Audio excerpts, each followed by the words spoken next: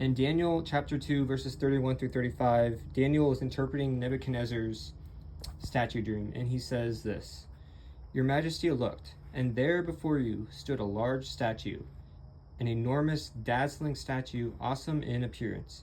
The head of the statue was made of pure gold, its chest and arms of silver, its belly and thighs of bronze, its legs of iron, and its feet partly of iron and partly of baked clay. While you were watching, a rock was cut out, but not by human hands. It struck the statue on its feet of iron and clay and smashed them.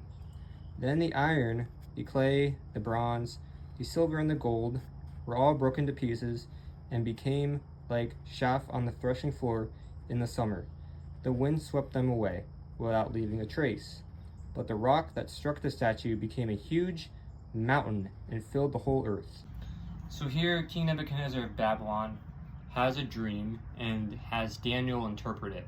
So in this dream, King Nebuchadnezzar sees a huge statue, and each section of the statue represents an empire throughout history. For instance, the gold part of the statue represents Babylon, and then the next section represents the Medo-Persian Empire, and then the next section represents the Greek Empire, and so forth. So these empires represent worldly power and worldly strength. And then in the middle of this dream, a small rock, not made by human hands, is launched at the statue and completely destroys it. And this rock is Jesus Christ.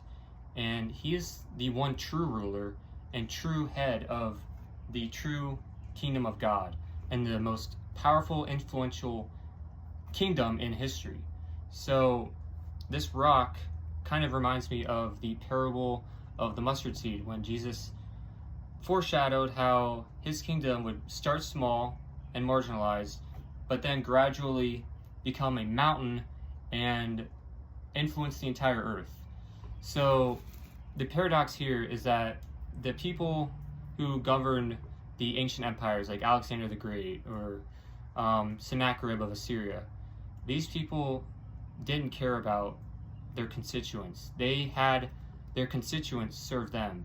But Jesus is the one who lays down his life for his constituents and serves them because he actually loves them.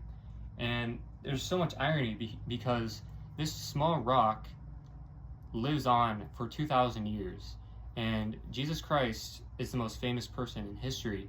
Meanwhile, people like Alexander the Great, they're famous, but they're not worshipped like Jesus is 2,000 years later.